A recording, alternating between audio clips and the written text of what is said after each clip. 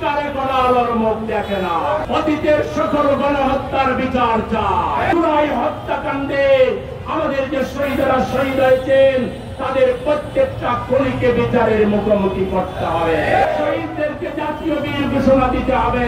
পতিত স্বৈরাচারের দালাল এবং নব্য ফ্যাসিবাদী গোষ্ঠীর অনুচরদেরকে প্রশাসন থেকে বের করে দিতে হবে। যে হত্যা সন্ত্রাস খুনের রাজনীতি করা হচ্ছে এটা বন্ধ করতে হবে। বিপ্লবোত্তর জামাতের লোকেরা কাউকে আঘাত করে নিন, আইন হাতে তুলে নিন এবং আমরা বলেছি বিচারের মাধ্যমে আসামিরা খুনিরা শাস্তি পাবে। আমরা একটি আনন্দ মিছিল করি নাই। আমাদের নেতা এটিএম আজহারুল ইসলামকে মিথ্যা মামলায় যোগ সাজসে বিচারিক হত্যাকাণ্ডের মাধ্যমে তার বিরুদ্ধে যে রায় দেওয়া হয়েছিল উচ্চতর আদালত কর্তৃক তিনি নিষ্কলুষ খালাস পেয়েছেন, তারপর আমরা কোন আনন্দ মিছিল করি না। আমাদের রেজিস্ট্রেশন কেড়ে নেওয়া হয়েছিল, সর্বোচ্চ আদালতের মাধ্যমে আমাদের বিজয় হয়েছে, তাতেও আমরা আনন্দ প্রকাশ করি না। আমাদের ন্যায়ের প্রতীক দাঁড়িপাল্লা কেড়ে নেওয়া হয়েছিল, সর্বোচ্চ আদালতের মাধ্যমে সেটিও ফিরে পেয়েছি। আমরা আল্লাহর শুকরিয়া আদায় করা ছাড়া কোন সমাবেশ মিছিল করি না। আগামী 19 তারিখ কেন রেখেছি?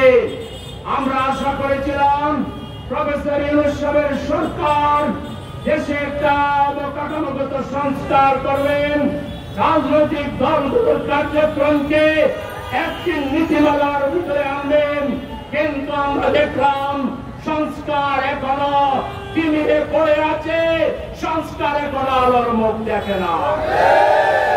আমরা অনতিবিলম্বে সংস্কার বাস্তবায়ন দেখতে চাই। আমরা অতীতের সকল গণহত্যার বিচার চাই। বিশেষ করে জুলাই হত্যাকাণ্ডে আমাদের যে শহীদরা শহীদ হয়েছেন তাদের প্রত্যেকটা খুনিকে বিচারের মুখোমুখি করতে হবে। শহীদদেরকে জাতীয় বীর ঘোষণা দিতে হবে। তাদের পরিবারকে পুনর্বাসন করতে হবে। আহতদেরকে সম্মান দিতে হবে।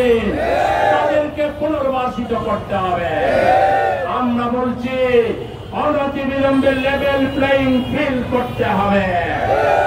পতিত স্বৈরাচারের দালাল এবং নব্য ফ্যাসিবাদী গোষ্ঠীর অনুচরদেরকে প্রশাসন থেকে বের করে দিতে হবে। আমরা বলছি বিদেশে আমাদের যে ভাইরা আছেন তাদের ভোটাধিকার দিতে হবে। বিগত আন্দোলনে তাদের বিরাট অবদান রয়েছে। দেশের অর্থনীতিকে সামনে নিয়ে যাওয়ার ক্ষেত্রে তাদের বিরাট অবদান রয়েছে। আমরা বলছি এই বাংলাদেশে যে হত্যা সন্ত্রাস খুনের রাজনীতি করা হচ্ছে এটা বন্ধ করতে হবে। প্রশাসনকে কম্বিং অপারেশন চালাতে হবে। কারো মুখের দিকে তাকাইয়া কাউকে ভয় করে যদি আপনারা বিরত থাকেন, আল্লাহর কাছে দায়ী থাকবেন, আর দেশের 11 কোটি মানুষ আপনাদেরকে লাল সালাম দিবে। সুতরাং অনতিবিলম্বে চাঁদাবাজ টেন্ডারবাজ খুনিদেরকে গ্রেফতার করুন, তাদেরকে বিচারের মুখোমুখি করুন।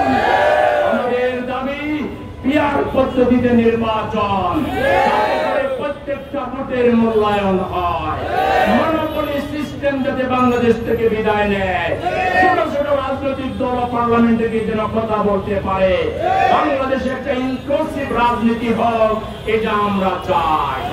সুতরাং আমাদের এই 7 দফা দাবি অনতিবিলম্বে বাস্তবায়ন করতে হবে, নতুবা লক্ষ লক্ষ জনতার মিছিলের মাধ্যমে সোহরাওয়ার্দী উদ্যানকে প্রকম্পিত করে দাবি আদায় করে আমরা ছাড়বো ইনশাআল্লাহ।